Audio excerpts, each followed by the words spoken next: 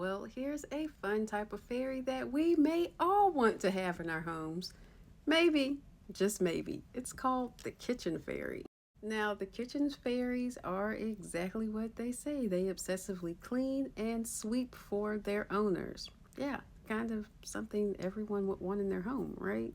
Now, kitchen fairies can be caught by going to the crossroads and burying two deceased animals, at which point you're going to come back later, take those animals and burn their ashes into an incense burner. Now, you won't see the fairies when they arrive, but your home will be instantly cleaner, so you'll know that it worked and that they're actually there.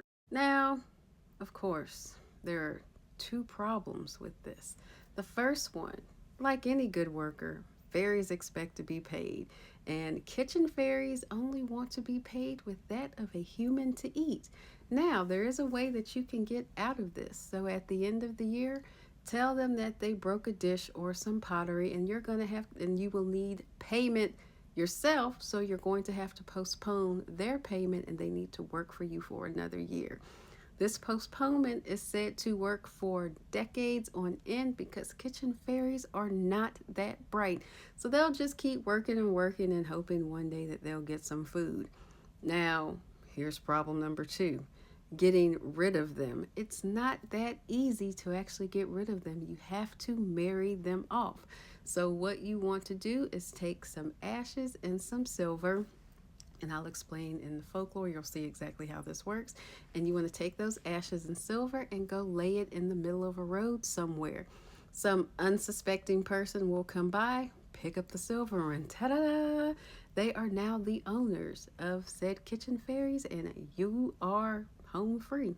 So the story goes, there was once a poor man walking, and he saw a packet of silver laying at the crossroads, and he knew instantly that was a kitchen fairy, but he couldn't resist the money. Now, this man was smart because he knew fairies hated water. So when he picked it up, he went to the river, and there he discovered that a fairy had latched onto his hat. He took his hat, tossed it in the river, and went on about his happy business. He then became an extremely wealthy man. Years went by, someone found the hat and hung it on a tree. The tree dried out, withered away, and died. One day, that same man was walking by and decided to sit under the tree with a friend. The friend asked, I wonder how this tree died. That's when the man told him about his experience with the silver and the kitchen fairy. Little did he know, that same fairy was sitting there hanging around the tree because they're invisible. You can't see them.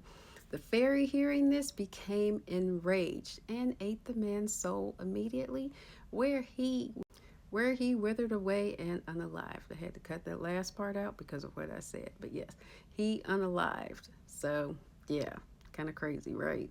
Now, while these creatures may seem like a blessing to have, it appears that they would be an absolute nightmare to try to get rid of. So, do that at your own caution. As a matter of fact, don't do it at all because it sounds like you're just passing spirits from one person to the next. You don't want to get into that. Either way, in a more jokingly manner, let me know what you think about this in the comments. Would you employ kitchen fairies if it didn't have so many rules attached? How do you feel about invisible mythological creatures coming in and just cleaning up for you so you don't have to do it? Let me know what you think in the comments. You can check out my book, The Night I Danced with Fairies, available on Amazon, link in the bio.